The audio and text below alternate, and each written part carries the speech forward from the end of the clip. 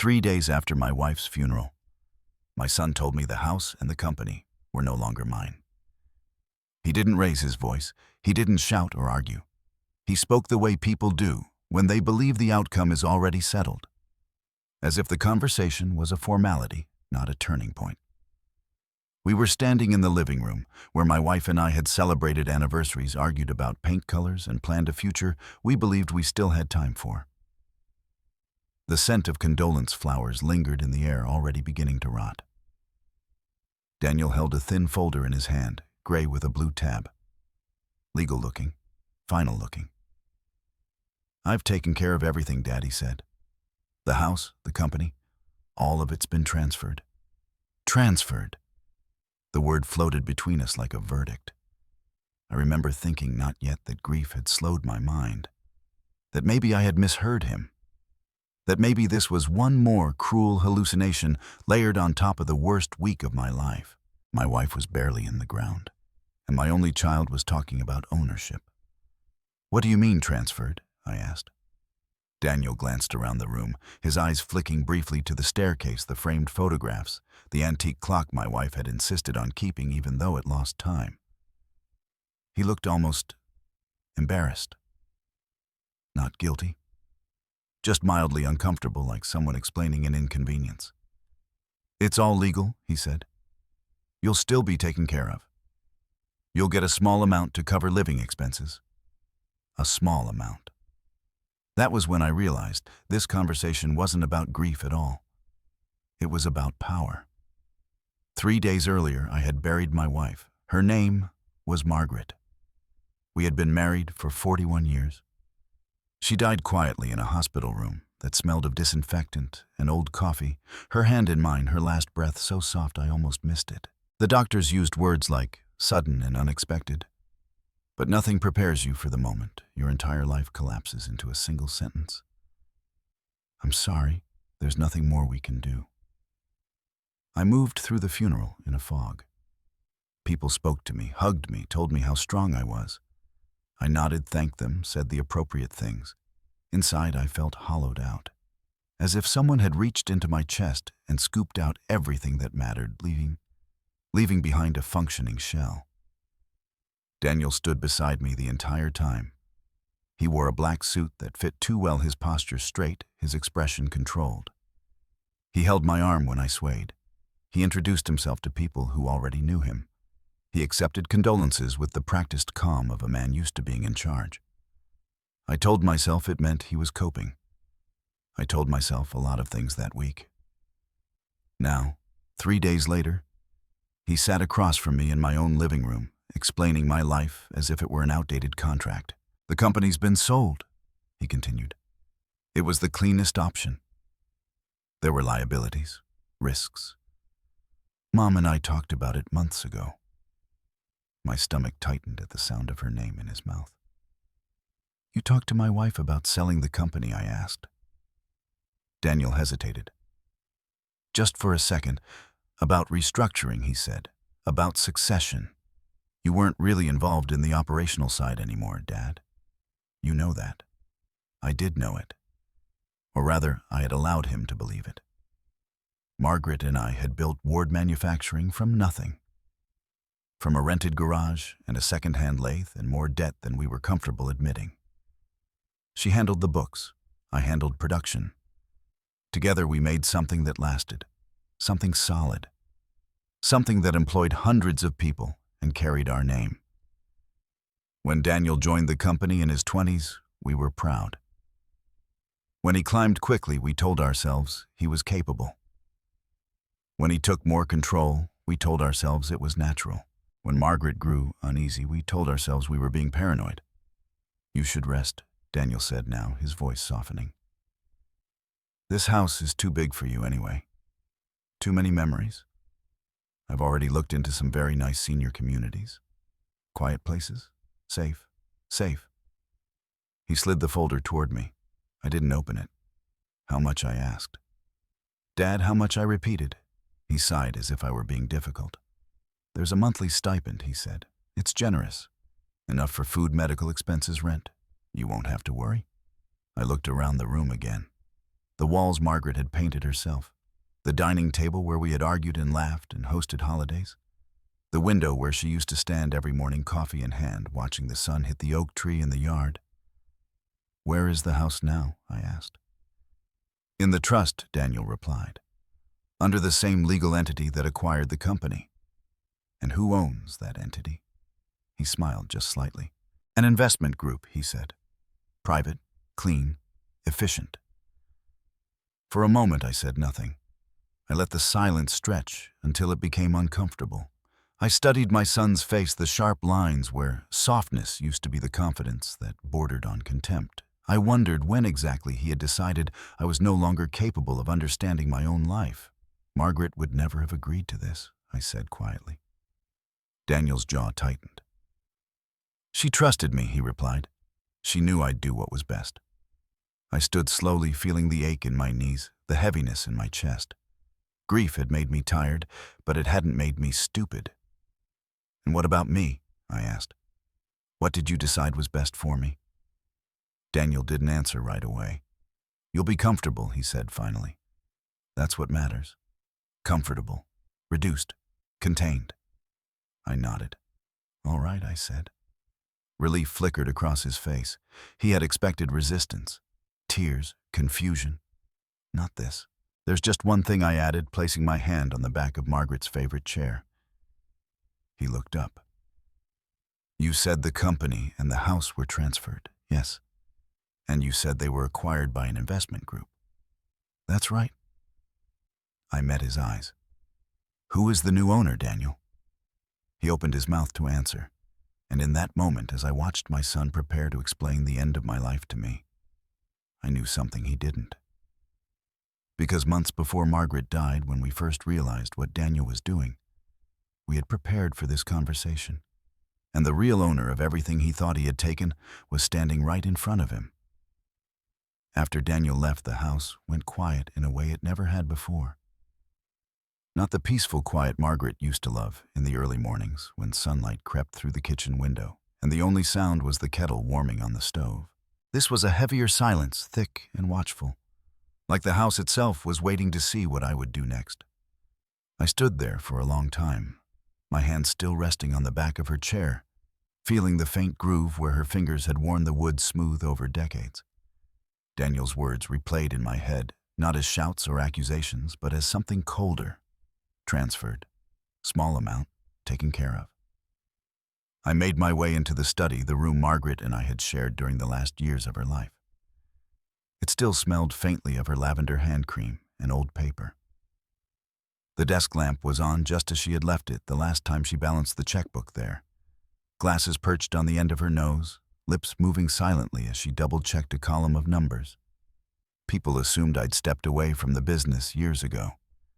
That grief and age had dulled my mind. That Margaret had been the organized one, and I'd been content to fade into the background. That assumption had been Daniel's greatest mistake. I closed the door behind me and locked it out of habit. Then I sat down and opened the bottom drawer of the desk, the one Daniel had never bothered to look inside, because he thought it held nothing but old manuals and obsolete files. I pulled out the folder Margaret and I had prepared together months earlier. The label on the tab was deliberately boring. Estate planning, supplemental. Inside was anything but. I flipped through the pages slowly, not because I needed to read them, but because touching them grounded me. Corporate filings, trust amendments, property deeds, bank confirmations. Everything notarized, dated, and cross-referenced. We hadn't started this out of suspicion. We started it out of discomfort. It had begun the previous winter on a night that seemed ordinary at the time. Margaret and I were sitting at the kitchen table, the same one Daniel now thought he could sell without my consent. She was reviewing a quarterly summary Daniel had emailed earlier that day. Her brow furrowed in that familiar way that meant something wasn't sitting right with her. "Do these numbers make sense to you?" she asked. I leaned over, scanning the page. At first glance, everything looked clean. Profits up, expenses down, growth steady, too steady. That contract should have pushed operating costs higher, I said, even temporarily. Margaret nodded. That's what I thought. We told ourselves it was nothing, a timing issue, a reporting delay. Daniel was busy. We were older. Maybe we were just out of touch. But the feeling didn't go away. Over the next few weeks, Margaret started asking questions Daniel didn't like. Simple ones. Clarifications, requests for backup documents. His answers grew shorter, his patience thinner. "Trust me," he told her once, his smile tight. "This is complicated stuff. You don't need to worry." That was the moment Margaret stopped worrying and started preparing. She didn't tell Daniel. She didn't confront him. She came to me instead late one night, her voice low and steady. "If something happens to me," she said, "you need to be protected." I laughed it off at first, told her she was being dramatic, that we were fine. She took my hand. "Promise me you'll listen," she said, "not as my husband, as my partner." That was when we called the attorney. Not Daniel's attorney, ours. A man we'd known for decades, who had handled our earliest contracts and watched our company grow from a line item in a ledger to a real operation. He didn't panic when Margaret laid out her concerns. He didn't dismiss them either. He listened. And then he asked questions Daniel had never thought to anticipate. The answers were enough to convince us something was wrong. So we did what Daniel never imagined we would do. We planned quietly. We created a new holding entity, one that had no visible connection to me. We adjusted the trust. We moved the house title into a structure that required my explicit consent for any transfer, regardless of what Daniel told himself. Margaret insisted on one thing above all else. "If he's doing what I think he's doing," she said, "I don't want revenge. I want truth. And I want him stopped." She was still refining the final details when the stroke took her. In the hospital, during one of her last lucid moments, she squeezed my hand with surprising strength. "He thinks you're weak," she whispered. "Use it." Now alone in the study, I felt the weight of her absence settle on my shoulders. Grief came in waves. Some moments it was sharp enough to steal my breath. Other times it was a dull ache that never quite left, but beneath it all was something new, something steadier. Clarity. I picked up the phone and dialed the number written in Margaret's handwriting at the back of the folder. He answered on the second ring. "I was wondering when you'd call," he said. "He's already moved," I replied. "I assumed he would," the attorney said calmly. "What did he tell you? That the house and the company have been transferred? That I'll be given a small amount to live on?" There was a pause on the line. "And how did you respond?" I asked who the new owner was. A quiet chuckle. "Good." "He doesn't know," I added. "No," the attorney agreed. "He doesn't. We reviewed the timeline together. What Daniel believed he had done, what he had actually done. The gap between the two was wider than he realized. He's likely feeling very confident right now," the attorney said, "which makes him careless." "What about the house?" I asked. "Untouchable without your signature," he replied. "And the company?" I looked down at the folder. "Already under my control," I said. "Then the next move is yours." After we hung up, I stood and walked through the house slowly, room by room. The hallway where Daniel had learned to ride a bike. The spare bedroom where Margaret's mother had stayed during her final illness. The kitchen where we'd celebrated small victories and survived big losses. Daniel thought these were assets. I knew they were history. That night I slept in our bed for the first time since the funeral. The other side was cold, untouched. I lay there staring at the ceiling, listening to the clock tick away the hours. I didn't cry. I planned. In the morning, Daniel texted me, "We need to talk about next steps. I've scheduled a meeting with the board later this week. You don't need to attend. I'll handle it." I stared at the message for a long moment. Then I typed back, "I'll be there." 3 words, calm, certain. A minute passed. Then another message appeared. "Dad, this isn't necessary. It'll just be stressful for you." I smiled for the first time since Margaret's funeral. I set the phone down. and went back into the study, opening the folder again, this time with purpose. Daniel believed the game was over. He had no idea it was just beginning. The boardroom had always intimidated people who didn't belong there. That was intentional. Margaret had insisted on it years ago, back when we were still debating whether the company should move out of the old industrial park and into a proper headquarters. She wanted a room that reminded everyone seated at the table that decisions made there carried weight.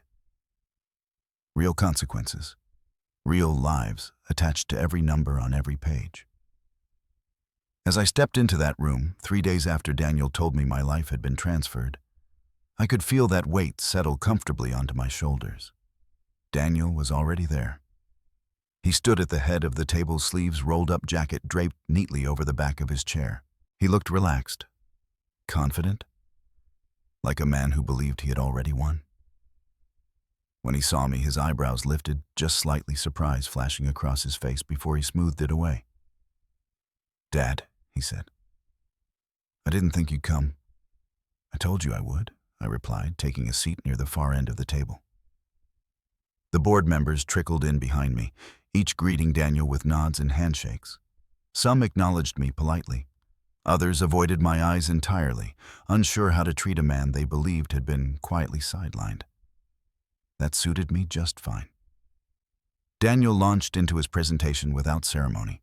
Slides flickered across the screen behind him, full of clean charts and carefully worded phrases. Strategic transition, operational efficiency, risk mitigation. He spoke with authority, explaining how the sale had been handled swiftly to protect the company's future. Not once did he look at me. And as part of this transition, he continued, "The previous ownership structure has been streamlined. This allows the company to move forward without unnecessary emotional entanglements." I felt a few eyes flick in my direction at that. He clicked to the next slide. Under the new structure, all assets have been consolidated under a single holding entity. This includes real property and intellectual capital. One of the older board members cleared his throat. "Daniel," he said cautiously, "your father's name was still listed on several foundational documents. Has that been fully resolved?" Daniel smiled. "Completely," he said. "All legal requirements have been satisfied." Satisfied according to whom? I wondered. When the presentation ended, Daniel folded his hands and looked around the room. "I understand this is a difficult time emotionally," he said, his tone sympathetic. "But from a business standpoint, this was the cleanest path forward." There was a pause. Then someone asked the question I'd been waiting for. "And who exactly owns the holding entity now?" Daniel didn't hesitate. "A private investment firm," he said, discreet, well-capitalized. Name another voice pressed. Daniel glanced at his notes. "Wardcrest Holdings," he replied. I kept my expression neutral. Wardcrest. The name Margaret had chosen deliberately, a blend of our family name and the street where our first workshop had stood. Daniel had signed the transfer documents without ever questioning who sat behind it. The meeting adjourned shortly after, with polite assurances and vague congratulations offered to Daniel. As people gathered their papers and headed for the door, he finally turned toward me. "Can we talk?" he asked. We stepped into the hallway, the hum of distant conversation muffled by closed doors. "You didn't need to sit through that," he said. "It's a lot to process." "I found it enlightening," I replied. He frowned. "This isn't about pride, Dad. It's about reality."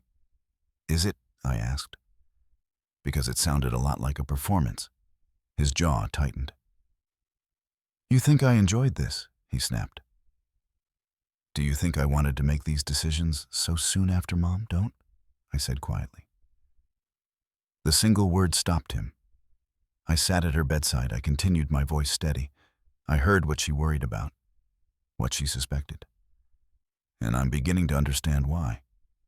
Daniel's eyes narrowed. "You're tired," he said. "Grief does strange things to people." "So does greed," I replied. For a moment I thought he might explode. Instead, he exhaled sharply and stepped back. "I don't want this to get ugly," he said. "You'll be comfortable.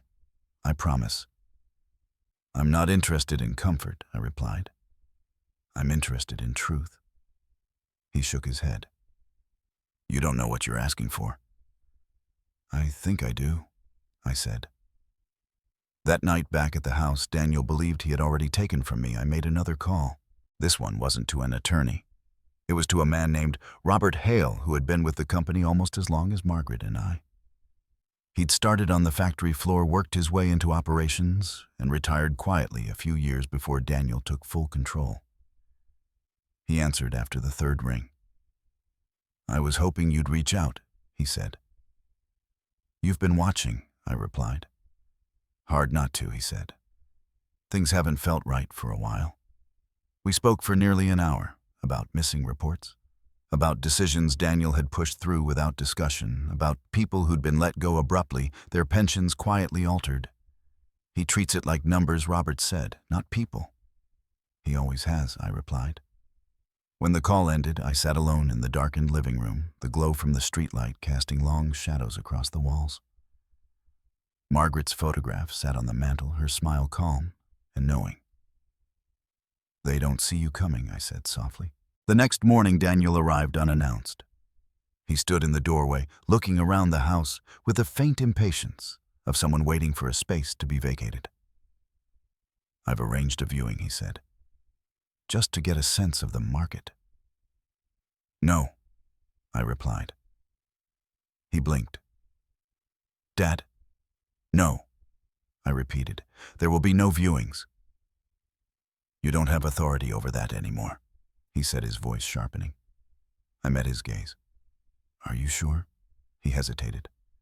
For the first time, doubt flickered across his face. I've handled everything by the book, he said, though the confidence was thinning. I hope so, I replied, because books have a way of being read more than once. He left shortly after, irritation radiating off him like heat. I went back into the study and opened the folder Margaret had labeled so innocently. Estate planning, supplemental. Inside was everything Daniel had never bothered to understand. And as I began preparing for the next meeting, the one Daniel was already trying to control, I felt something settle deep in my chest. Not anger, resolve. My son thought he was dealing with a grieving old man clinging to memories. He was about to learn he had underestimated the one person who knew every corner of the game he thought he was playing. And I intended to teach him that lesson carefully. The first real crack appeared when Daniel tried to move faster than the paperwork allowed. It happened 2 mornings after the board meeting while I was eating toast I barely tasted and reading the same paragraph of the newspaper for the 4th time. My phone buzzed on the table, Daniel's name flashing across the screen. We have a problem, he said the moment I answered. His voice was clipped, controlled, the way it got when things didn't bend the way he expected. What kind of problem, I asked. The title transfer on the house is delayed, he said. There's a hold on it. I took another sip of coffee, buying myself a moment. A hold, I repeated. That's strange. You said everything was settled. It is, he snapped, then caught himself. It should be. There's just some additional language that needs clarification. Additional language, I echoed. Yes. Some outdated clause, probably something Mom insisted on years ago. There it was, the casual dismissal. The assumption that anything Margaret had touched was sentimental clutter, not strategy. And what does this outdated clause say, I asked. Another pause, longer this time. It requires your written consent for any sale or transfer of the property, Daniel said carefully. I smiled into my coffee. And did you get that consent? No, he said. Because you weren't available.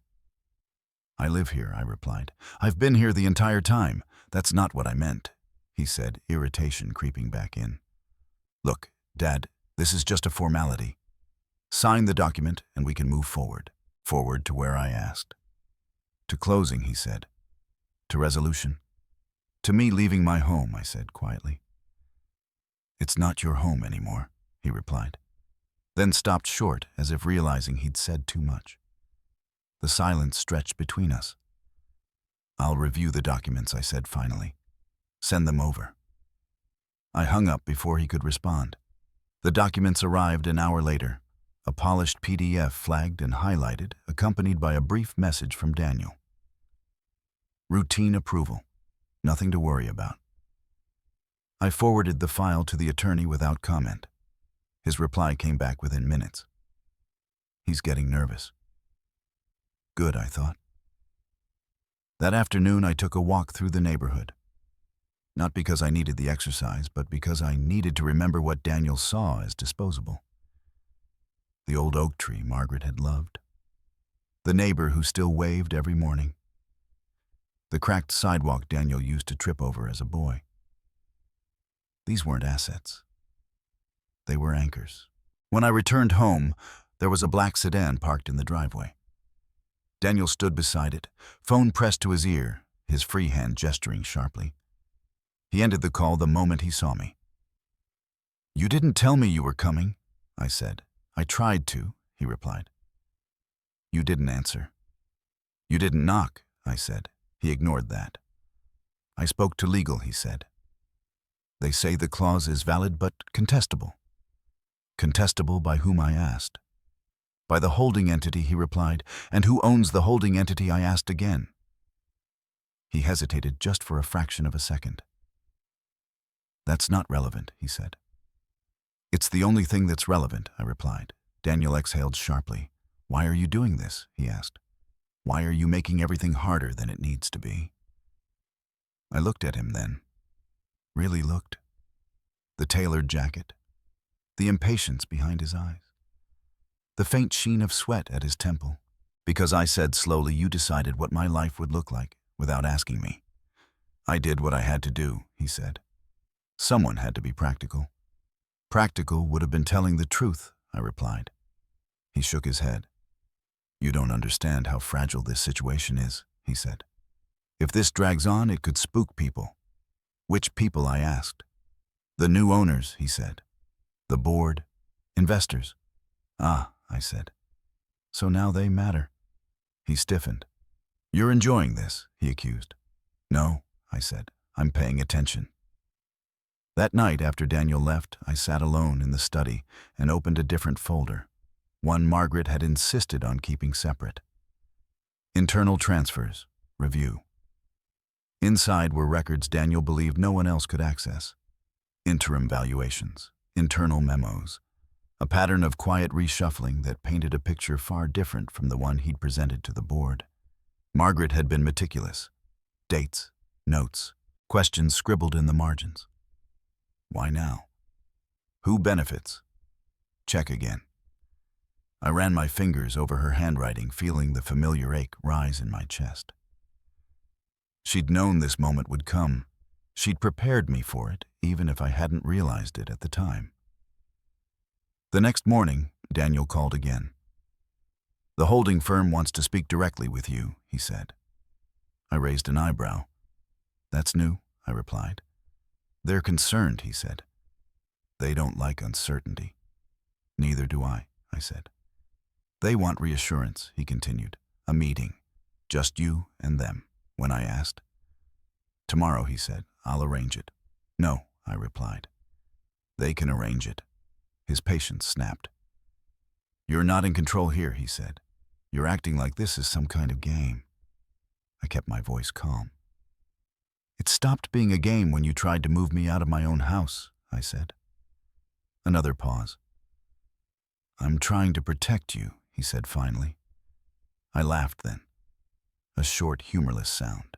"You're trying to protect what you took," I replied. "There's a difference." That afternoon, I received an email from an unfamiliar address. Wardcrest Holdings, Executive Liaison. The message was polite, professional, carefully vague. "We would welcome the opportunity to speak with you regarding the transition." I forwarded it to the attorney with a single line. "It's time." He called immediately. "He's unraveling," he said, "pushing too hard, asking the wrong questions." And I asked. "And if we proceed as planned, he won't see it coming." I looked around the study one more time, the desk, the shelves, Margaret's empty chair. Then, "Let's proceed," I said. That evening, Daniel showed up again unannounced, his composure visibly strained. "They won't meet without you," he said. I don't know what you told them, but they're insisting. I told them the truth, I replied. His eyes searched my face. What truth, he asked. I held his gaze. That ownership isn't as simple as you thought. He stared at me for a long moment, suspicion creeping in where certainty used to live. You're hiding something, he said. I didn't deny it. For the first time since Margaret's funeral, Daniel looked unsure, and for the first time I knew the balance had shifted. He still believed he was managing an aging father. He had no idea he was standing on ground that was about to give way beneath him. The meeting was scheduled for Thursday morning, but Daniel arrived at my house the night before, carrying attention he could no longer hide. It was just past 8 when I heard his car in the driveway. I didn't move right away. I stayed seated in the study listening as his footsteps crossed the porch, paused, then resumed with sharper intent. When the knock came, it was firm, impatient, nothing like the tentative taps of a son checking on a grieving father. I opened the door slowly. He didn't bother with pleasantries. They won't speak to me anymore, he said. Wardcrest won't return my calls. I stepped aside and let him in. They're not obligated to, I replied. Daniel paced the living room, running a hand through his hair. The confidence he'd worn so comfortably just days earlier was gone, replaced by something brittle and raw. They're asking questions, he said. About the structure, about decision authority, about you. About me, I repeated. Yes, he snapped. They want to hear from you directly. They're insisting on your presence tomorrow. That was always part of the plan, I said. He stopped pacing and turned toward me sharply. What plan, he demanded. I met his gaze without flinching. The plan you assumed you were the only one capable of making. For a moment I thought he might shout. Instead, his voice dropped. You think I don't know what you're doing, he said. You're stalling. You're trying to regain leverage. No, I replied. I'm letting things unfold exactly as they should. His laugh was hollow. You don't even understand what's at stake, he said. If this deal collapses, it affects everything. The board, the staff, the reputation. The reputation, I asked quietly. You mean yours? His jaw clenched. You always did this, he said. You always made it personal. I made it honest, I replied. There's a difference. He shook his head, frustration boiling over. This isn't about the house, he said, or Mom. This is about control. Yes, I agreed. It is. He stared at me, then really stared, as if trying to reconcile the man in front of him with the version he'd already dismissed. You can't seriously think you can outmaneuver me, he said. I've been running this company for years, and I've been watching it for decades, I replied. Silence settled between us, thick and uneasy. You should rest, he said finally. Tomorrow's meeting will be intense. I'll be there, I said. Don't worry about me. He left without another word. I closed the door and leaned against it, feeling the familiar ache in my chest. Grief still lived there, coiled tight. But beneath it was something steadier now. A calm that came from knowing the truth was no longer buried. I went back into the study and opened the file Margaret had labeled simply Notes. Inside were her thoughts, observations, quiet worries she'd never voiced aloud, but had documented carefully, methodically. Daniel believes authority equals ownership. He underestimates patience. He assumes age means ignorance. I traced the words with my finger, feeling her presence in every line. I'm ready, I said softly to the empty room. The next morning, I arrived at the conference room early. It was a neutral space Daniel had chosen deliberately. No company logos, no familiar faces, just a glass table, steel chairs, and a view of the city's skyline meant to impress and intimidate. Daniel was already there, pacing near the window. You're early, he said, surprised. I like to see the whole board before the pieces move, I replied. Taking a seat, he frowned. This isn't a game, he said. No, I agreed. It's a reckoning. The representatives from Wardcrest arrived precisely on time. 2 men and a woman, all impeccably dressed, expression as carefully neutral. They greeted Daniel politely, then turned their attention to me. "Mr. Ward," the woman said, extending her hand. "Thank you for meeting with us." "Of course," I replied, shaking it firmly. Daniel's eyes flicked between us. "We wanted to clarify a few matters before proceeding," one of the men said. "Specifically regarding governance." "By all means," Daniel said quickly. "I'm authorized to—" "Actually," the woman interrupted gently, "we were hoping to hear from Mr. Ward directly." Daniel stiffened. "I handle operations," he said. "My father is a principal party," she said calmly, "and we prefer transparency." I watched my son struggle to maintain composure. "Transparency is important," I said. "I agree." The questions began simply enough. Confirmation of structures, clarification of timelines. But gradually they narrowed their focus. "Mr. Ward," the woman said, "can you confirm whether any asset transfers were executed without your direct consent?" "I can confirm they were," I replied. Daniel turned sharply. "That's not accurate," he said. "The trust requires my written approval," I finished, which was never given. The room went still. Daniel's face drained of color.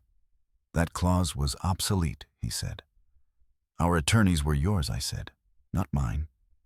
The woman nodded, making a note. "And the property remains under my control," I replied, "legally and ethically." Daniel looked as if the floor had shifted beneath him. "You told me it was clean," he said, his voice tight.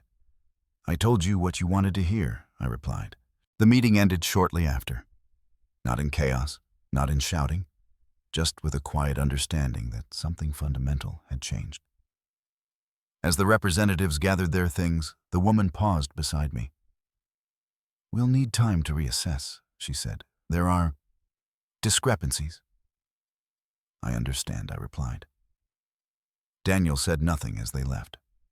When the door closed behind them, he rounded on me. "What did you do?" he demanded.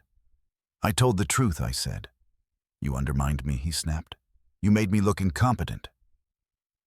"You made yourself look incompetent," I replied calmly, "by assuming you could move pieces that were never yours." He stared at me, disbelief and anger warring in his expression. "You planned this," he said slowly. "Yes," I said. "With your mother." The mention of Margaret hit him harder than any accusation. "She wouldn't—" "She did," I said quietly, "because she saw what you were becoming." For a moment, the mask slipped. Fear crept into his eyes. "What happens now?" he asked. I stood. "Now," I said, "you wait." He laughed bitterly. "You think you've won?" "I think," I replied, "that you're about to understand what you almost lost." As I walked out of the building, the city seemed sharper somehow. Louder. More real. Daniel had believed he was orchestrating a clean takeover. He was only beginning to realize he'd triggered something far more dangerous. Not revenge. Accountability. And the next move would decide whether he faced it as a man or ran from it as a thief. By Friday morning, Daniel had stopped pretending this was a misunderstanding. He didn't call. He didn't text. Instead, he did what he always did when he felt cornered. He tried to go around me. I found out because the call didn't come from him. It came from a woman whose voice was careful, professional, and already defensive before I'd said a word. "Mr. Ward, this is Melissa Grant from Evergreen Senior Living. Your son reached out regarding an expedited placement." I closed my eyes. "Expedited placement?" I repeated. "Yes," she said quickly. "A short-term residence, very comfortable, medical support on site. We were told you might need assistance following your recent loss." Recent loss. That phrase again. Polite, bloodless, useful. "And what exactly did my son tell you?" I asked. There was a pause. "That you were overwhelmed," she said. "That you were having difficulty managing daily affairs. That the house might not be safe for you anymore." I felt something settle in my chest then. Not anger, not surprise, confirmation. "He told you I agreed to this?" I asked. He implied consent would be forthcoming, she said. We haven't received signatures yet. You won't, I replied. I have not consented, and I will not be relocating. Another pause. Longer this time. I see, she said carefully. Then we will close the inquiry. Yes, I said, you will. When the call ended, I sat very still at the kitchen table. The sunlight hit the same spot on the floor where Margaret used to sit in the afternoons, reading with her feet tucked beneath her. Daniel wasn't just trying to take assets anymore. He was trying to erase me.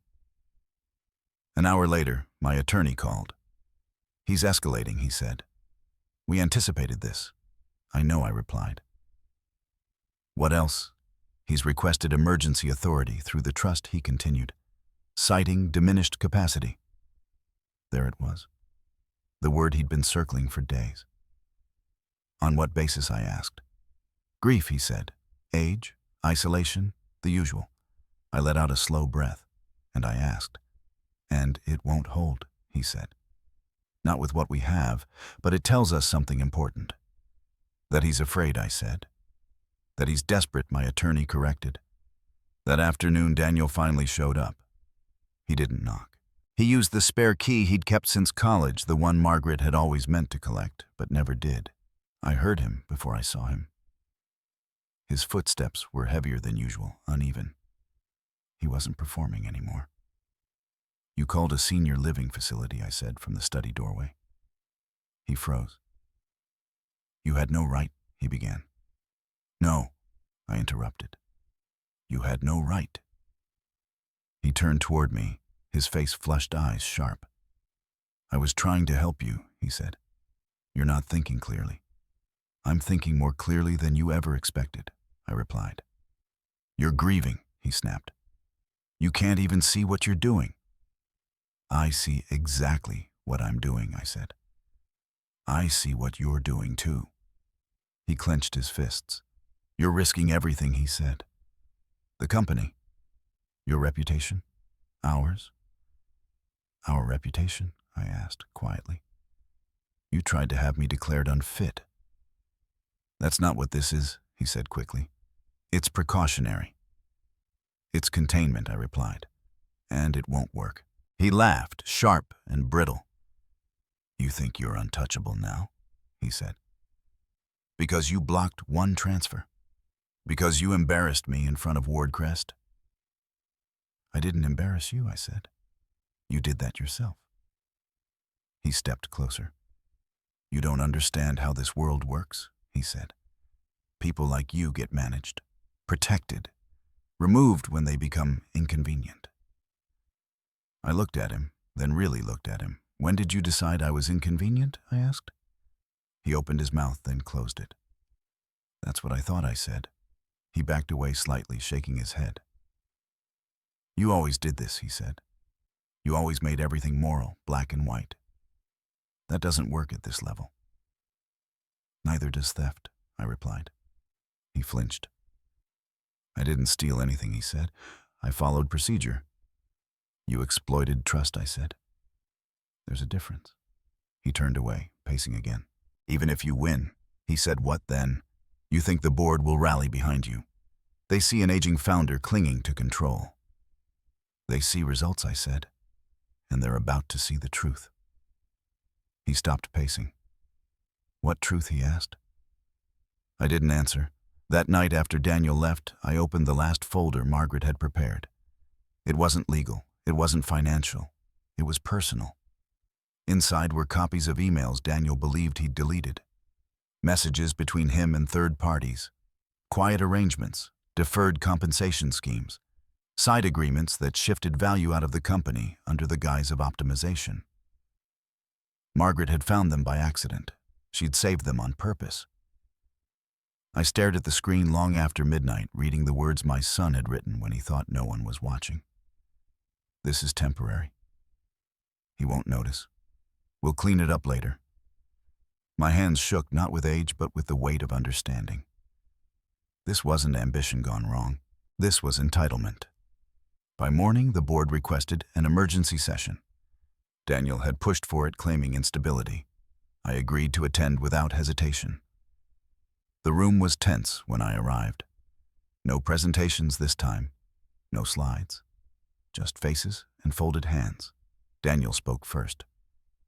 "My father is struggling," he said, "emotionally, cognitively. He's resisting necessary transitions." I let him finish. Then I placed Margaret's folder on the table. "Before anyone votes," I said calmly, "there's something you need to see." I didn't raise my voice. I didn't accuse. I simply laid out the timeline. The trust, the blocked transfers, the attempted relocation, the emergency authority request, then the emails. The room changed as they read.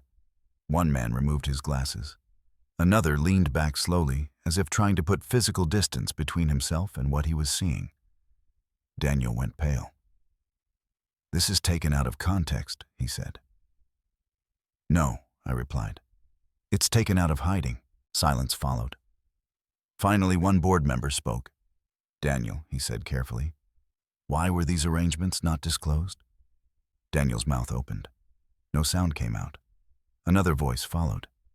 "And why were they executed so quickly after your mother's death?" Daniel turned toward me, panic flickering openly now. "You set me up," he said. "No," I said. "You revealed yourself." The meeting ended without a vote. But the outcome was clear. Daniel left the room without looking at me.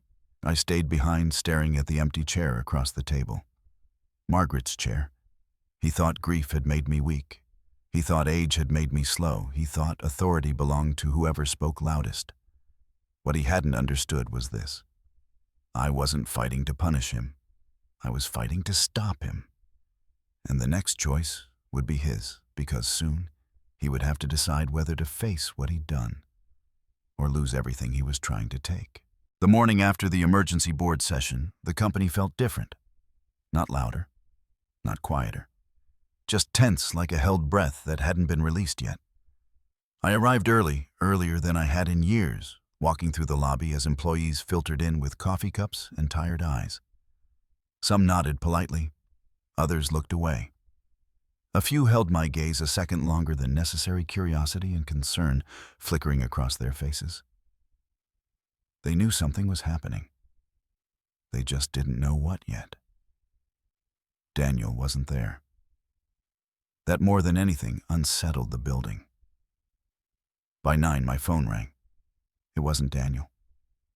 It was Karen Holt, head of human resources, her voice unusually stiff. "He's in his office," she said quietly. "But he's locked the door. He's canceled all meetings. He's been making calls." "What kind of calls?" I asked. "Legal," she replied. "Recruiters. A few contacts overseas." I closed my eyes. He wasn't planning to fight. He was planning to run. I made my way upstairs alone. No assistance, no announcement. The elevator ride felt longer than it should have, every floor ticking past like a countdown. Daniel's office door was closed, the blinds drawn. I knocked once. No answer. I knocked again. What he snapped from inside. "It's me," I said. Silence. Then the lock clicked. He opened the door just wide enough to see my face. His eyes were bloodshot. His tie was gone. His shirt wrinkled like he'd slept in it. "What do you want?" he asked. "To talk," I said. "We've talked enough," he replied. "You made your point." "I haven't," I said. "And neither have you." He stepped aside, reluctantly letting me in. The office was a mess, files scattered, laptop open with multiple windows flashing messages and documents. His phone buzzed every few seconds, ignored. "You're packing," I observed. He didn't deny it. "They're turning on me," he said. "The board, the staff, even people I trusted." "Trust has limits," I replied. "You crossed them. You handed them the knife," he shot back. "No," I said calmly. "I handed them the truth." He laughed, bitter and sharp. "You think this makes you noble?" he asked. "Destroying your own son. I didn't destroy you," I said. "I stopped you." He spun toward me. "From what he demanded, from success, from becoming someone you wouldn't recognize 10 years ago," I replied. He stared at me, chest rising and falling. "I built this company into something powerful," he said. "You were content letting it coast. I was content letting it breathe," I replied. "There's a difference." He turned away, pacing the room. "I have options," he said. "I don't need this place. I don't need you." "That may be true," I said. "But you need to decide what kind of man you're going to be next." He stopped. "What does that mean?" he asked. "It means you still have a choice," I said. "Not about ownership, not about authority, about accountability." He scoffed. "You're offering forgiveness now," he said. "I'm offering responsibility," I replied. "There's a difference." I walked to the window and looked down at the production floor far below. Workers moved between stations with practiced ease. People who had shown up every day, trusted leadership, and believed their work mattered. "They don't deserve to be collateral," I said. "Not for your ambition, not for your fear." He followed my gaze. "They'll survive," he muttered. "They always do," I agreed. "But that doesn't make it right." He looked back at his desk at the open laptop, at the emails flashing across the screen. "They're going to vote me out," he said quietly. "Yes," I said. "They'll probably recommend charges," he added. "They might," I said. "And you?" he asked. "What do you want?" The question hung between us, raw and unguarded. I turned to face him. "I want you to stop running," I said.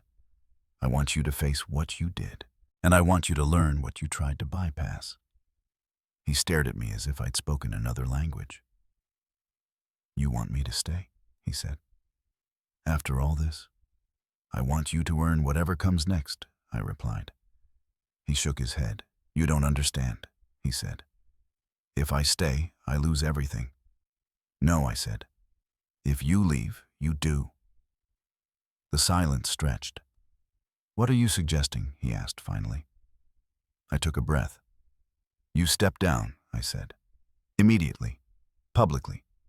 You accept responsibility for your actions. In return, the company does not pursue criminal charges."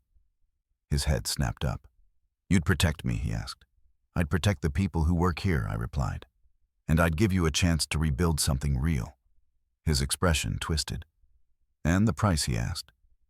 "You start at the bottom," I said. "No title, no office, no authority. You work, you listen, you learn." He laughed softly. "You want me on the floor?" he said. "Yes," I replied. "Where your mother and I started. Where you should have learned what leadership actually costs." His laughter faded. "You'd humiliate me," he said. "I'd humble you," I replied. "Humiliation comes from ego. Humility comes from effort." He turned away again, rubbing his temples. "You think I can just flip a switch?" he asked. "That I can become someone else overnight?" "No," I said. "But you can decide not to be who you've been." Minutes passed. Outside the building hummed with quiet industry. Finally he spoke. "If I refuse?" he asked. "Then the board proceeds," I said. "Fully." He closed his eyes. "I never thought you had this in you," he said softly. "Neither did you," I replied. He looked at me, then really looked, and for a brief moment, I saw the boy he used to be. The one who had asked questions. The one who had wanted approval more than power. "Give me until tomorrow," he said. I nodded. One day I agreed. "That's all you get." I turned to leave. At the door I paused. "Daniel," I said. He looked up. "This isn't about punishment," I said. "It's about whether you can live with yourself after this." I left him alone in the office, surrounded by the things he thought defined him. That afternoon, the board issued a notice. An announcement would be made the following morning. No details, no speculation. The building buzzed, and that night, for the first time since Margaret died, I dreamed. She was standing in the old garage where it all began, sleeves rolled up, grease on her hands, smiling the way she did when something difficult was finally being done the right way. "Don't save him," she said gently. "Teach him." I woke before dawn, the weight of the coming day heavy on my chest. Daniel still had a choice, but by tomorrow that choice would belong to the truth, not to him. And whatever he decided, nothing would ever be the same again. Daniel didn't sleep that night. I know, because neither did I. The difference was that my wakefulness felt steady, deliberate, while his unraveled into something frantic and sharp. I could sense it in the way the house settled, in the way the silence stretched without breaking. Grief had taught me how to sit with quiet. Guilt, I suspected, was teaching him something very different. The announcement was scheduled for 9 the next morning. By 8:30, the building was already buzzing. People spoke in lowered voices. Emails went unanswered. Coffee sat untouched on desks. Whatever Daniel decided had already begun to ripple outward, touching people who had no idea how close they'd come to losing everything they'd worked for. I stood in the small conference room, adjacent to the main boardroom, reviewing the final documents with my attorney. He didn't rush me. He didn't explain things I already understood. He simply waited, knowing this wasn't a legal moment so much as a human one. "Once this is read," he said quietly, "there's no reversing the perception." "I'm aware," I replied. He nodded. "If he accepts the terms, we can keep this contained. If he doesn't—" I finished the sentence for him. Then the truth expands. At 8:47, the door opened. Daniel stepped inside.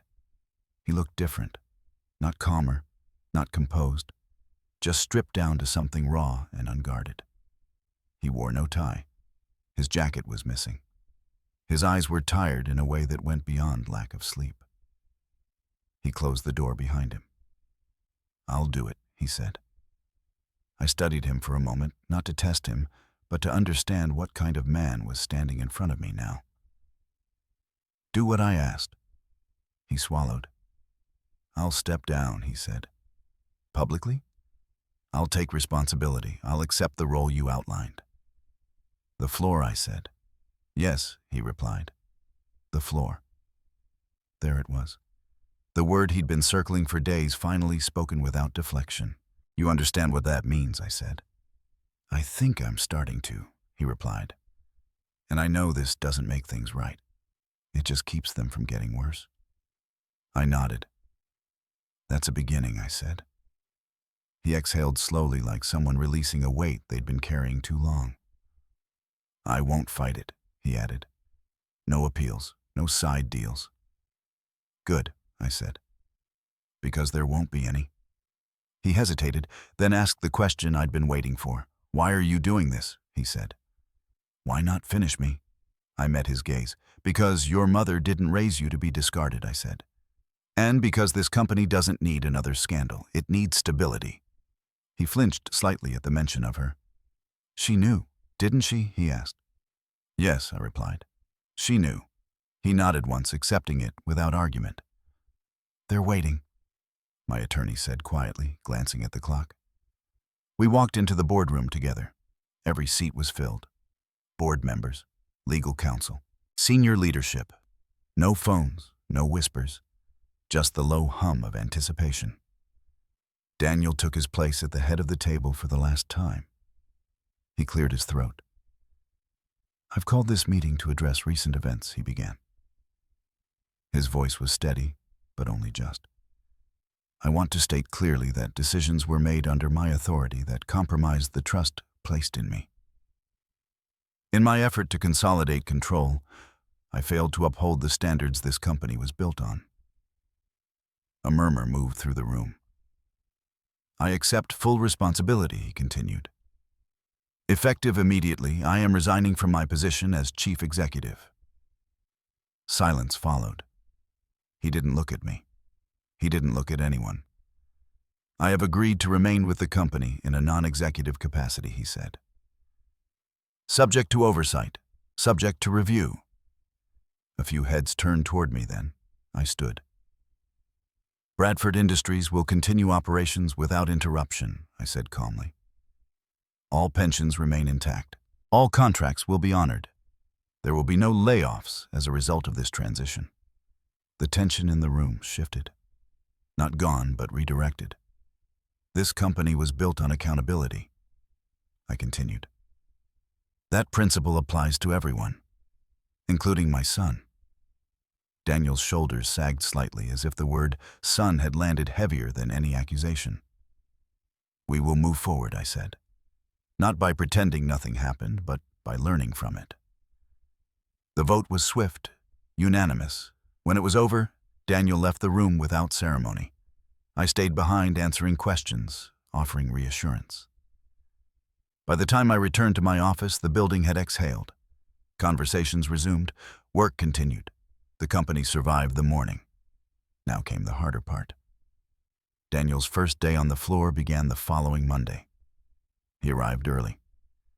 Not early by executive standards, but early by the measure that mattered now. Before the machines powered up, before the supervisors arrived. He stood there in borrowed coveralls, the fabric stiff and unfamiliar, his name stitched plainly over the pocket. No title, just a name. I watched from the upper level as he hesitated at the threshold, uncertainty flickering across his face. Then he stepped forward. Frank Mullins, the production supervisor, met him halfway. Frank had been with us since the early days. He'd seen men rise and fall. He didn't smile. He didn't scowl. "You're late," Frank said. Daniel glanced at the clock. "It's 5 minutes to start," he replied. "Late for learning," Frank said. "You'll catch up. No recognition of status. No deference." Daniel nodded. "Yes, sir," he said. Frank raised an eyebrow. "We'll see," he replied, turning toward the floor. The first hour was awkward. Daniel moved too cautiously, asked the wrong questions, reached for tools he didn't know how to use. He wasn't incompetent, just inexperienced in a way spreadsheets had never prepared him for. By midday, his hands were sore. By afternoon, his patience was thinner than he realized. By the end of the shift, he looked exhausted in a way no board meeting had ever managed. I didn't speak to him that day. I let the work speak instead. That evening, as I walked through the production floor, after most had left, I saw him sitting alone on a crate, staring at his hands. "They don't stop," he said quietly without looking up. "The machines, the pace. You can't pause it." "No," I agreed. "You can't. I used to think this part was interchangeable," he said. "That the real work happened upstairs. And now I asked." He flexed his fingers slowly. "Now I understand why Mom hated it when I called it overhead," he said. The words caught. "She believed this was the heart," he added. "Not the numbers." "She was right," I said. He nodded. "I know," he replied. For the first time, his voice held no defensiveness, no calculation, just fatigue and something like humility. "I don't know how long I'll last," he admitted. "You don't have to know," I said. "You just have to show up tomorrow." He looked at me then.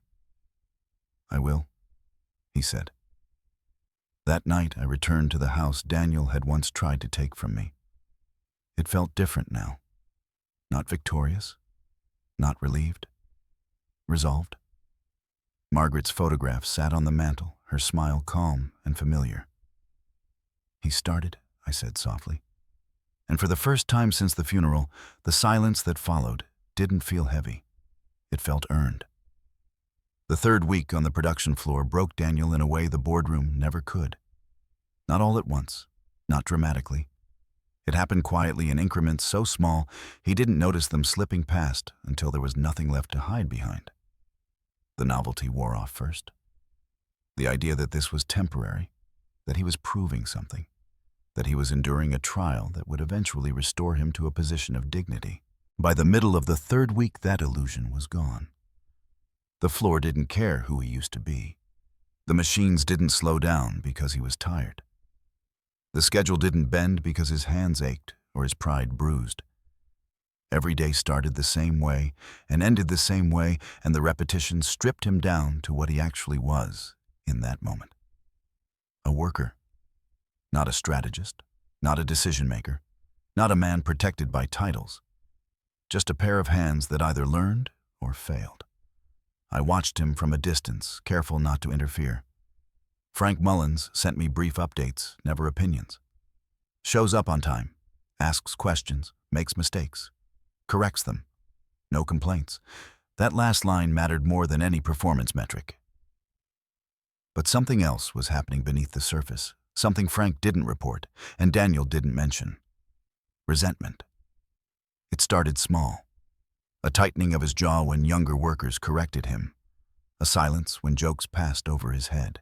A stiffness when he realized no one deferred to him anymore, not even unconsciously. Then came the looks. Not hostile, not cruel, curious. People were watching him to see what kind of man he would become now that he couldn't intimidate, charm, or maneuver his way forward. Daniel felt those eyes on him every day, and they wore him down. The breaking point came on a Thursday afternoon. I was in my office when Frank called. "You might want to come down," he said. "Not an emergency, but it's complicated." I took the stairs instead of the elevator, needing the movement. When I reached the floor, the noise level was higher than usual. Not chaos, just agitation.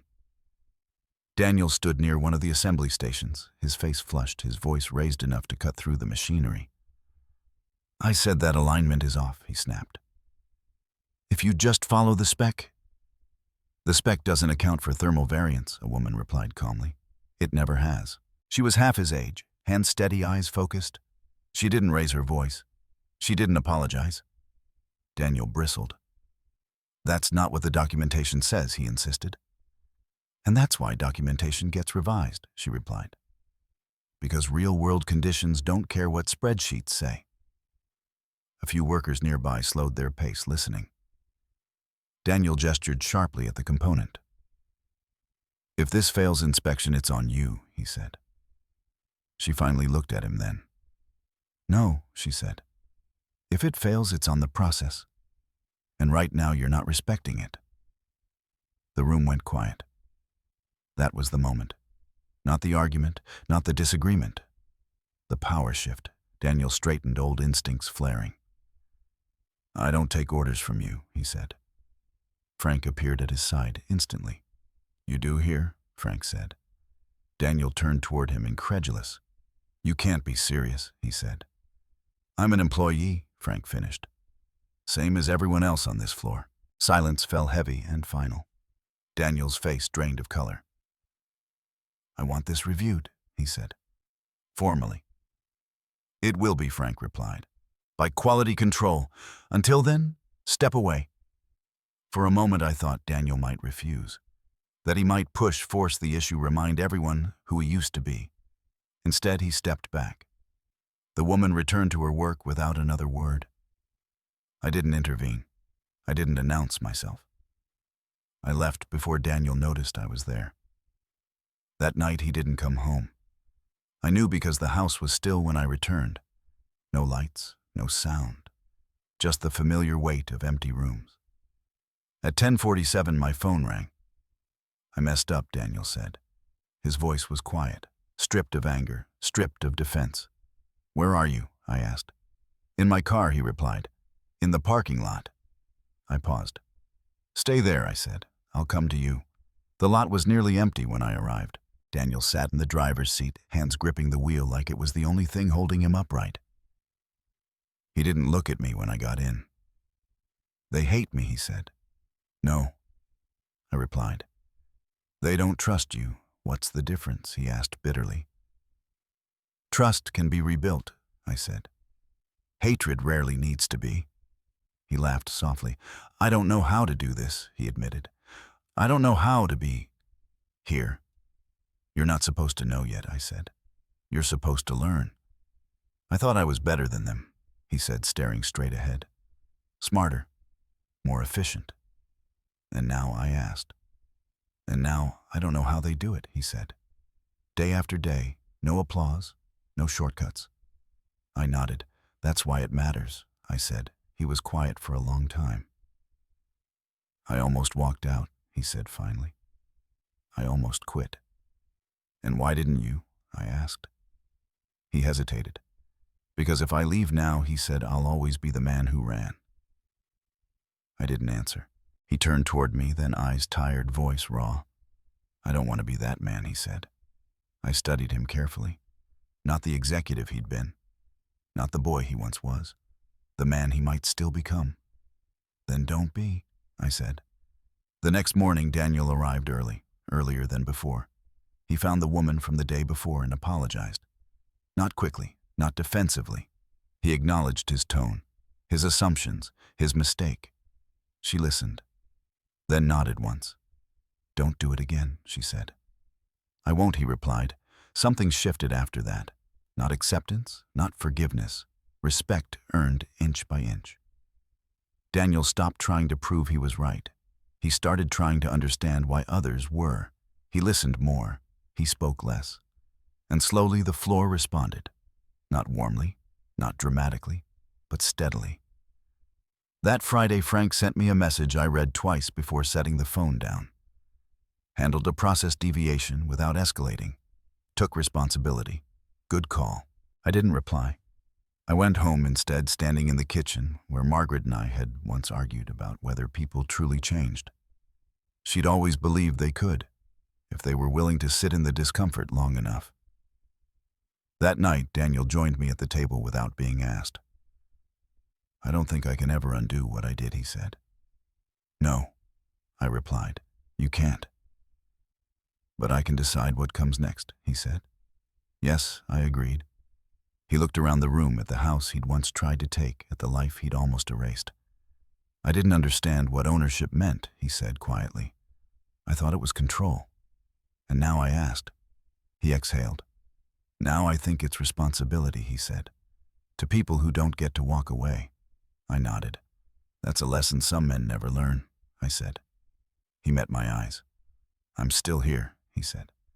So am I replied. Outside the house settled into its familiar creaks and sighs. Inside, something fragile but real had begun to take shape. Not forgiveness, not redemption, but the possibility of both. Winter came early that year, settling over the company like a final test no one had scheduled. Orders spiked. Supply chains tightened. Machines that had run smoothly for years began to show their age all at once. What should have been a manageable season turned into a stretch of long days and longer nights, the kind that exposed every weakness in leadership and every strength in teamwork. Daniel felt it immediately. The floor didn't ease up because he'd learned a lesson. It didn't slow down because his hands were sore or his pride still tender. If anything, the pressure sharpened.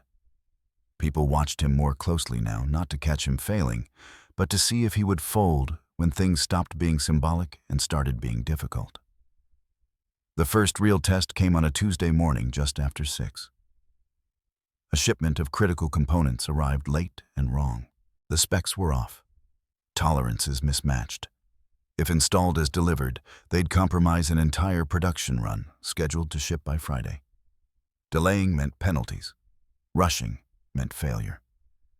The old Daniel would have escalated immediately. Called legal, pressured the supplier, issued orders from above. The new Daniel stood there in coveralls, staring at a pallet of unusable parts, and said nothing for a long moment. What do you want to do? Frank asked, watching him carefully. Daniel swallowed. I want to understand the options, he said.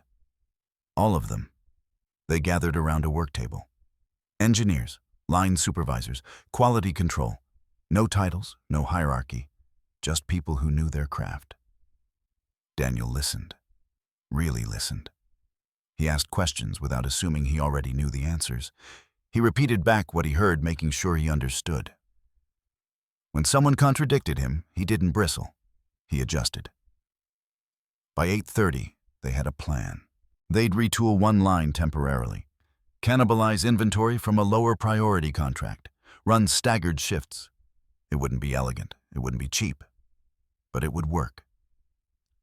I'll stay, Daniel said when the plan was set. Through the first run, Frank nodded. Good. They worked through lunch, through dinner, through the night. I came down to the floor just before midnight, not to supervise, but to observe. Daniel was at the line, hands steady, eyes focused, sweat darkening the collar of his shirt beneath the coveralls. He didn't see me at first. When he did, he hesitated. You don't need to be here, he said. Neither do you, I replied. He nodded and turned back to the work. By dawn, the line was running clean. Exhausted cheers rippled through the floor, quiet but sincere. People clapped each other on the back. Someone brought in coffee that tasted like burnt hope and victory all at once. Daniel leaned against a railing, breathing hard. We did it, he said, more surprised than proud. Yes, I replied. You did. That was when he realized something had changed. Not in the company, in him. The weeks that followed tested that change relentlessly. A longtime client demanded concessions Daniel knew would cripple margins long-term. A junior supervisor made a costly mistake and waited braced for punishment. A union representative pushed back hard during negotiations, citing grievances that had been quietly ignored under Daniel's previous leadership. Each time Daniel had a choice, and each time he chose differently than before. He negotiated instead of threatening. He corrected instead of scapegoating. He took responsibility instead of deflecting. Not perfectly, but consistently. People noticed, not with praise, not with speeches, with trust. One afternoon, as snow began to fall outside the factory windows, Karen Holt stopped me in the hallway. He's changed, she said quietly. I know, I replied. He's still paying for what he did, she added. People haven't forgotten. They shouldn't, I said. She nodded. But they're starting to believe him. That mattered more than forgiveness. At home, things were quieter. Daniel didn't move back in. He rented a small apartment close to the plant. He cooked his own meals, did his own laundry, lived without the insulation of privilege he'd once mistaken for independence.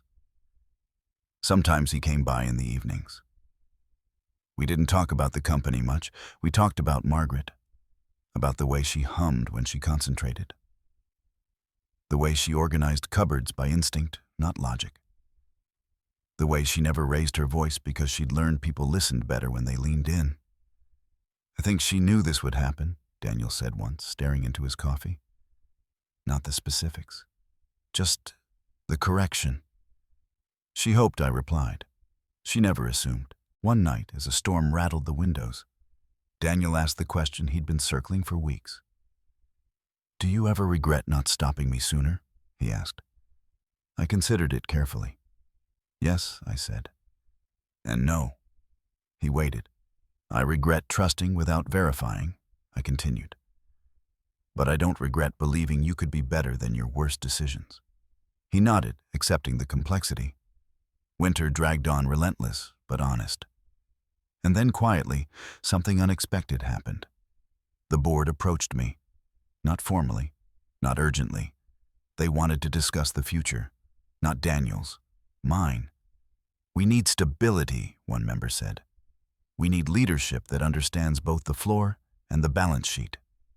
I knew what they were asking. I'm not interested in reclaiming titles, I said. That's not what we're offering, he replied. We're asking you to stay visible, present, guiding. I looked through the glass wall at the production floor below, where Daniel worked alongside people who no longer looked at him with suspicion. I'll stay, I said. On one condition. Name it, he said.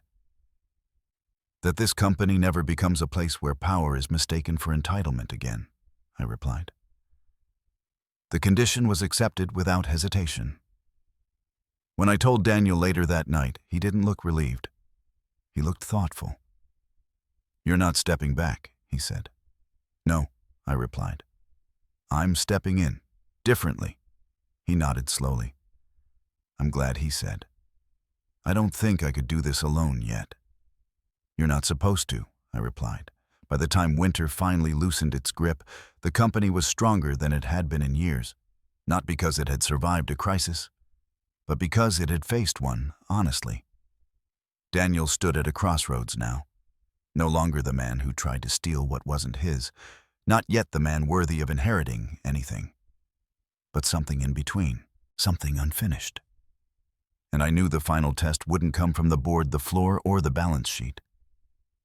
It would come from whether he could carry this lesson forward, when no one was watching. The letter arrived on a Wednesday afternoon, slipped beneath my door without ceremony, as if it already knew it didn't deserve an audience. No return address, no legal header, just Daniel's handwriting, careful and restrained, the same way he'd learned to move on the floor when every motion mattered. I didn't open it right away. I made tea. I stood by the window. I watched the late light settle over the yard. Margaret had loved the oak tree, shedding its last leaves like it was finally ready to let go. Grief had changed shape by then. It wasn't sharp anymore. It was quieter, heavier, something I carried without noticing until it pressed back. When I finally unfolded the paper, I didn't read it all at once.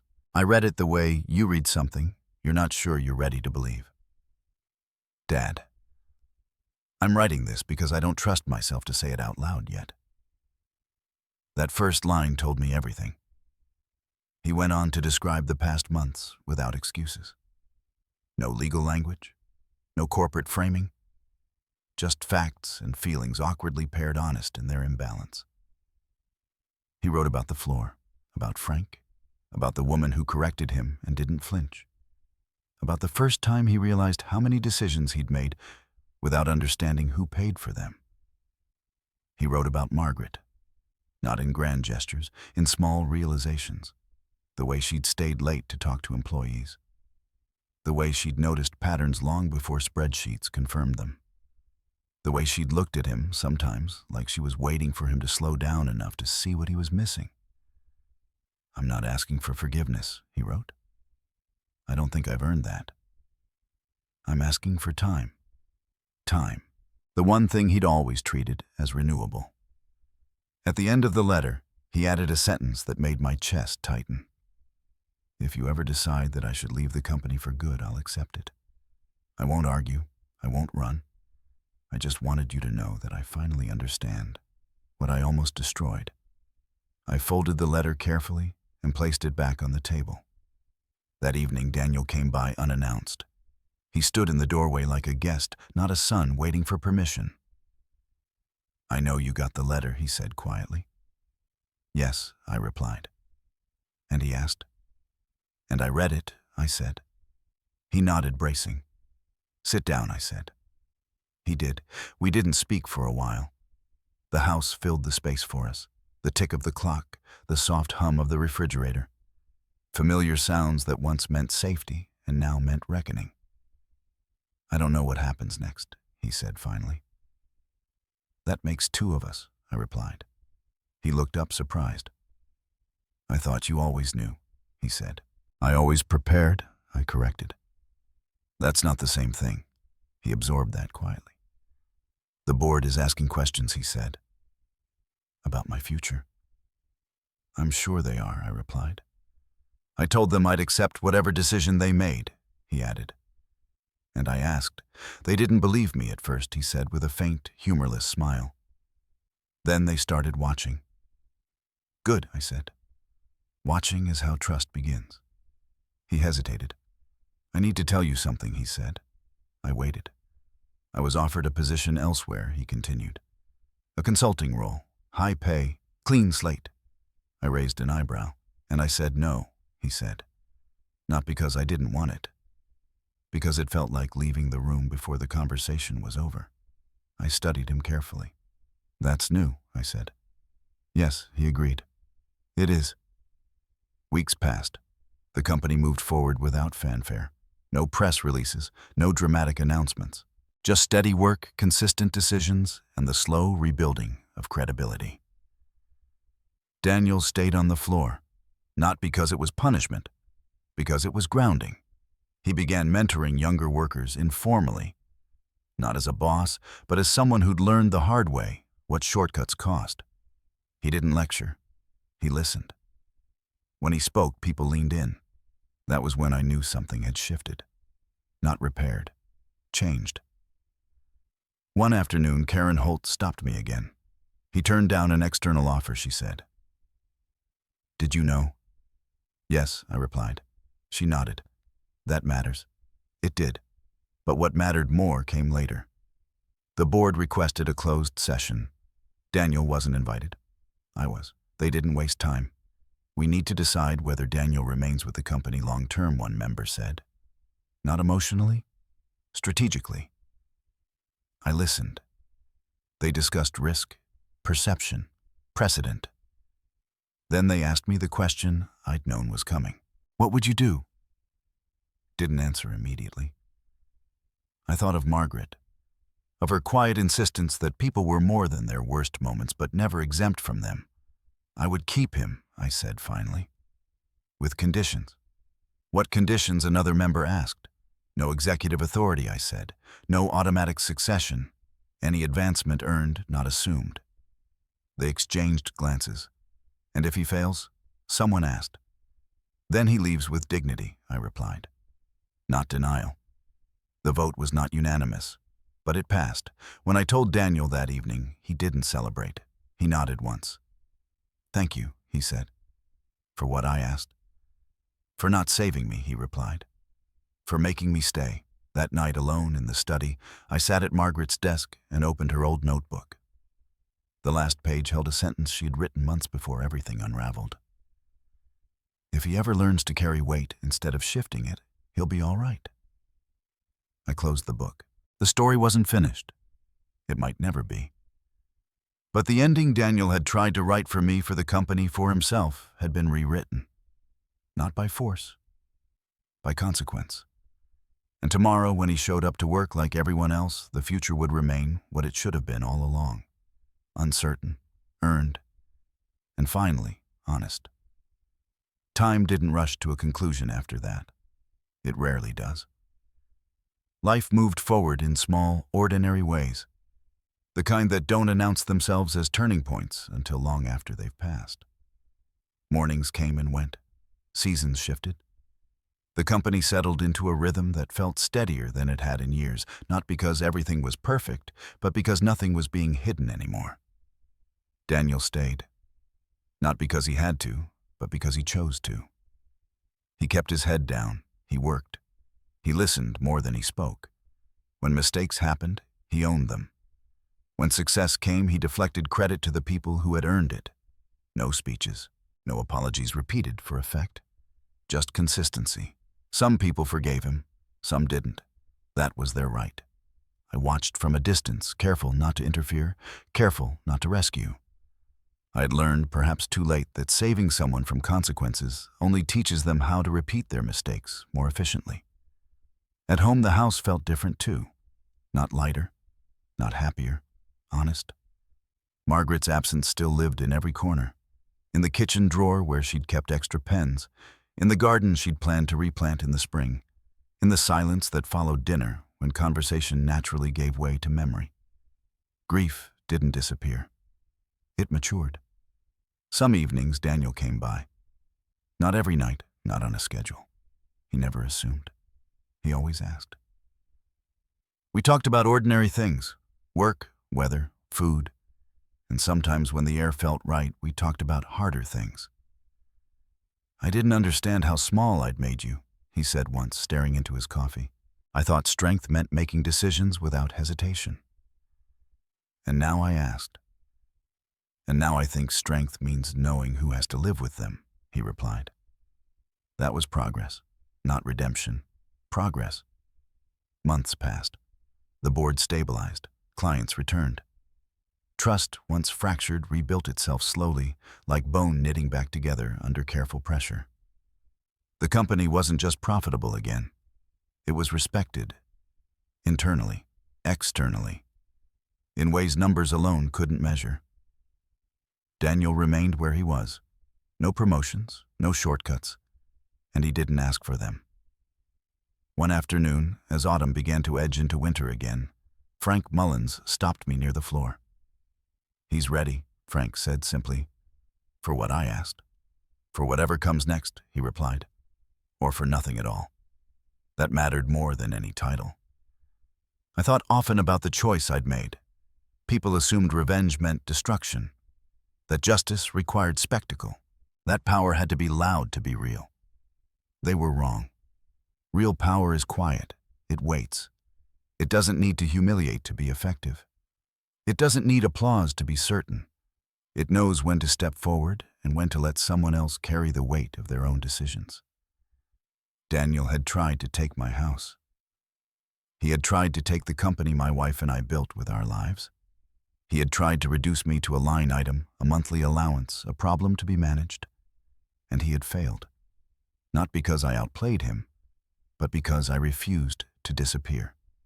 If there's one thing I learned through all of this, it's that being underestimated is not a weakness. It's leverage. People mistake silence for ignorance, grief for incompetence, age for irrelevance.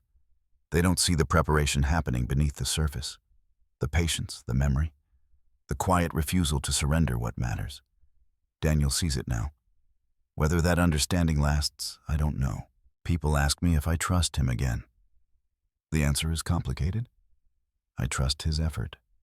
I trust his awareness. I don't trust blind loyalty, not to him, not to anyone. Trust, like respect, has to be renewed. Daily, deliberately. And that's all right. The house is still mine. The company still stands. And my son is no longer pretending power belongs to whoever grabs it fastest. Sometimes that's the best outcome you can hope for. Not victory, not forgiveness, but clarity. If you've stayed with me this long, maybe parts of this story felt uncomfortably familiar. Maybe you've been underestimated by someone you trusted. Maybe you've watched a family member confuse entitlement with love or control with responsibility. If so, I'd like to hear from you. What would you have done in my place? Would you have walked away? Would you have fought harder? Or would you I did have waited for the truth to speak louder than anger ever could? Share your thoughts in the comments. Stories like this don't end when the video does. They continue in the conversations we have with each other. And if you believe that quiet strength, lived experience, and earned justice still matters, stay with me. There are more stories to tell.